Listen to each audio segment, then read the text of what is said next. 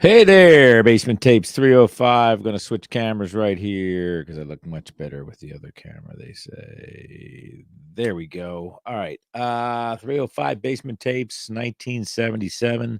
Still remaining in 77. We're in the 77 T's, though, which means 77 Tops cloth stickers. I've got 5 of these. I've had a few of these for decades now. Of course, Carly Stremski I've had the longest, probably. Um, this will full admission here. This will probably be the next full set I buy, vintage wise. I try not to say I'm going to buy sets, but you never know what happens. 63 Fleer set, for instance. Recently purchased that in its entirety, minus one card. But 77 Tops cloth stickers. I'm actively looking at that set. The National, there was one. I felt like it was out of my price range, meaning I felt like it probably could have been a lot cheaper. So I passed on that. No impulse buy there. Let's talk about this. According to Beckett, 74 cards, $3.36, $248.35. Total value, according to them, $60 to $150 for a complete set of 73 of these. No rookie cards. Bam. The cards in this 73 card set measure 2.5 by 3.5. The 1977 cloth sticker series was issued as a test set separately from the regular baseball series of that year. The packs of these cards contain 2 stickers as well as one checklist puzzle piece. The obverse pictures are identical to those appearing in the regular set, but the backs are completely different. There are 55 player cards and 18 unnumbered checklists, the latter bearing the title Baseball Patches. The player cards are sequenced in alphabetical order. The checklists are puzzle pieces which, when properly arranged, form pictures of the AL and NL All-Star teams. Puzzle pieces are coded below by UMBLCR. That's upper, middle, bottom, left, center, right. Trying to figure out the difference between middle and center, but I guess I get it. Cards marked with an SP in the checklist are in shorter supply than all others in the set, even though we have assigned numbers 56 through 73 in our checklist. For the puzzle cards, they are in fact all numbered. Unnumbered, it says. I'm sorry. These cards came in 15-cent packs where were issued 36 packs to a box. These cards came in 15-cent packs where were issued for 36 packs to a box and 16 boxes to a case. Okay, whatevs. Let's look at the top 3 here. According to Beckett OPG, Nolan Ryan. It's a big one. And then followed by Johnny Bench and George Brett. Let's get over to the TCDB. They're calling this 55 total cards. I'm thoroughly confused at this point. Let's look at the teams listed. The Braves, Orioles, Red Sox, Angels, Cubs, White Sox, Reds, Indians, Tigers, Astros, Royals, Dodgers, Brewers, Twins, Expos, Mets, Yankees, Phillies, Athletics, Pirates, Padres, Giants, Mariners, Cardinals, Rangers, and the Blue Jays. So we have some airbrushing, perhaps, on the cloth sticker.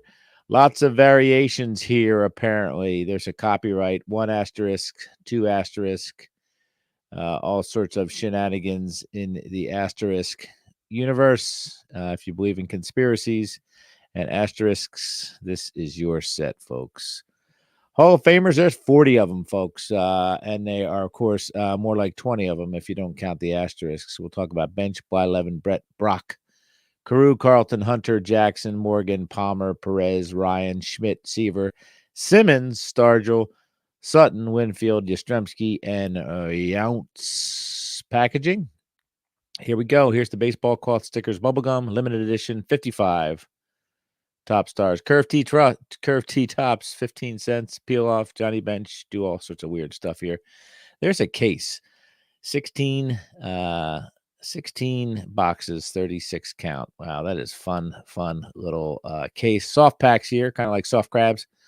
And seen a couple of these recently. In fact, a few of my friends opened these up live on the air not too long ago, maybe a year ago or so. So Yellow Pack, baseball call stickers, one stick bubble gum. Johnny Bench is your cover boy for most of this endeavor. It says there, though, on the front, it says he is Balmo Tuzman. So I don't know what they were telling me there, but it clearly says Johnny Bench on the box there. So weird stuff coming out of Brookland at that point. Comments. Hawthorne61 says the puzzle cards contain a piece of one of 2 3x3 puzzles that assemble into team pictures for both American League and National League 1976 All-Stars. There's the puzzles there, and I'm going to tell you right now. This chap right here, that little boy right there had those photos taken within 50 feet of him. I vividly remember the players lining up, getting their photos taken. And I guess I was a little late to get that in this picture, but I certainly, it is still my most vivid memory of the 1976 All-Star Game was watching the greatest players in the world get their photo taken right in front of me in a team format. So forgive me if I shed a little tear. Let's go to the gallery. Alan Ashby there. There we see the asterisk action. If you don't believe it, it's right there. So there's Alan Ashby, a brand new Blue Jay with a little bit of, I got a little bit of photoshopping going on, a little airbrush on the top of the hat there. Batting glove on the wrong hand. I don't know what's going on with Alan Ashby there. Buddy Bell, new kind of new look Cleveland uniform there, darker uniform, no more Barney outfits, I guess. Johnny Bench, Vita Blue still hanging in air in Oakland, one of the last remainers of the dynasty. Burt Blyleven, he's Texas. He's all over the place, that guy. It goes on and on. Steve Braun's your first Mariner, and tell me that glowing trident is not just grab you by the nubbies and shake your heart. I think that's beautiful. Some information on the back of these cards, too. Let's get to, I guess we'll talk about George Brett. It says George Brett, number 7, Kansas City Royals, third base, led California League with 8 sacrifice hits at San Jose in 1972. Led Loops, third baseman, in assists. Tied for American League lead with 13 triples in 1975. He led circuit with 195 hits. Batted .308 in year. Led American League in batting with .333 average in 1976. Established new record by getting 3 or more hits in 6 consecutive games during season and helped KC to AL-West title. Fold corner on dotted line. Slowly peel the sticker from front of card. Collect all 55 stickers. Copyright 1977 Topps Chewing Gum. Ink printed in the USA. There's old George Brett. Lou Brock, his hat was great. His helmet was even better with the white striped on there. Looks like he's writing some sheet music on his helmet. Jose Cardinal, his hair, his hat. What else can we say? Rod Carew over there at first base now for the Twinkies and stretching out the mitt, most likely in Oakland, I would think, getting his picture taken. Steve Carlton's wearing a windbreaker because he broke the wind like nobody else back in 1977, cloth stickers. Dave Cash is airbrushed. He's airbrushed as a Montreal Expo. Dave Cash would have been a Philly, I believe, the year before, but no more, as they say. Cesar Cedeno rocking the Tequila Sunrise. Ron Say, they had to zoom in to get a full body shot of this little squirt, and he's swinging away at the bat. Mark Fidrich still sucking up that 15 minutes of fame in the 77 cloth. Stickers, Dan Ford, Disco Dan Ford is what his elders referred to him as, and so shall we. Wayne Garland's back again. This guy just keeps popping up, living off of that 20-win season. Yankee Stadium in the background, I believe, or I'm completely wrong. So it's one of the two. Ralph Garr wearing his black White Sox uniform and a big old fat turtleneck, or perhaps he just had a tracheotomy. I can't tell the difference, but I am completely enthralled with the wide lapel look of the 1976 White Sox uniforms depicted. Steve Garvey looks like a puppet dancing on a string. He is at Candlestick. I could tell by the fence in the back, literal offense. Mike Hargrove taking a sweet old time there. I'm sure they used very, very slow speed film on that one.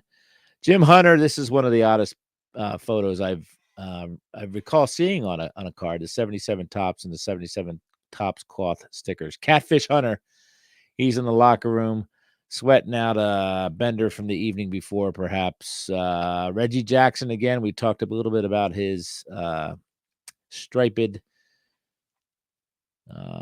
uniform here and his Fugazi New York Yankees helmet. So he's incognito. He's been airbrushed into oblivion. Randy Jones does not need a hat when he's warming up in the bullpen. He lets his fro go.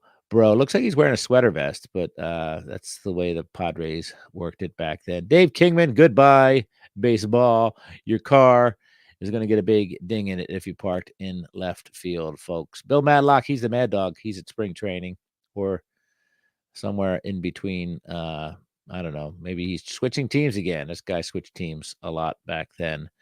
Orioles, Lee May, very stoic, very classy photo of him. John Mayberry, we're never going to get through this set. Andy Messersmith, he took some money and ran. And look at this. We got back-to-back Atlanta Braves rubber jackets, windbreakers, that type of behavior. Montefusco, the count of, what am I doing here? Boy, Joe Morgan swinging away. Classic pose there from the 1977 Topps and Topps cloth. Love that card. Love that little pose. Not a big fan of Joe Morgan, but a cute little card there. Thurman Munson happens to be the anniversary of his death here, I guess, 45 years. So, Vios con Dios to you. Bobby Mercer and Joe Ferguson yucking it up at the home plate at Candlestick Park. The Cardinals obviously visiting the San Francisco Gigantes. Al Oliver robbed of an MVP by Dale Murphy. He's one of the latter day bat rack cards. We don't see these that often, but all the bats are there for you. It looks like, yes, it looks wonderful. And I'm going to just hold it right there. Dave Pagan, he's in Oakland. He is of an unknown original team, but he's rocking the Mariners' new logo right now, and he could not be more happy to be doing so. Let's see, going to number 8, Jim Palmer, classic Jim Palmer. He's probably wearing Fruit of the Looms or Haines's or whatever he wore there. Lululemon's orange on white, reaching back, propelling himself forward with his legs and his mitt on his left hand while he puts a little mustard on a fastball. Yep, that's a fastball coming at you, folks. I can read it a mile away. Tony Perez, doggy, he is in a Montreal Expos uniform, does not look happy to be a former member of the Big Red Machine. Speaking of Big Reds, there's Pete Rose at third base.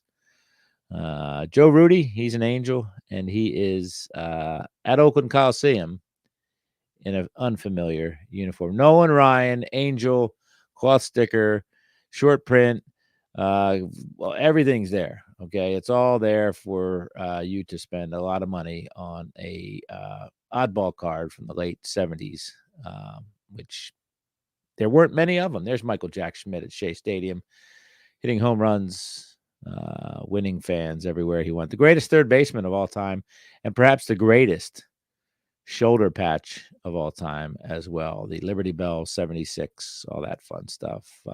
Don't you wish you were like me and grew up with Michael Jack Schmidt? Tom Seaver is a Met, not for long, but he is a Met, and he is pitching at Shea as well. So in-action shot there, followed by another in-action shot of Ted Simmons taking stock. Perhaps he should have remained in school and not become a baseball player, but he ended up going to the Hall of Fame. He that reflective moment, there's a fork in the road. He took the right fork and became a world-class Hall of Fame baseball player. There is Bill Singer.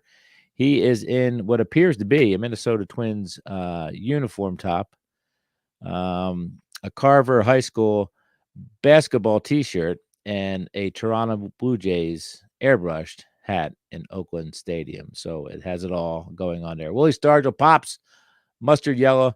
Don't see too many mustard yellow uniforms after this for the Steelers, the Steelers, whatever the heck they're called, the Pirates, the Rump Rangers. I don't know what you call them, but he's in spring training or at a muni course, swinging away or posing away in the mustard yellers. Rusty Staub is a Detroit Tiger. He's showing not 1, not 2, not 3, but 4 stripes on his socks and his stirrups, they would call them, I guess. And he's opposite fielder, I think, is what's happening there. And he is the black gloves. That's so Rusty, isn't it? Rusty Staub racking those black batting gloves.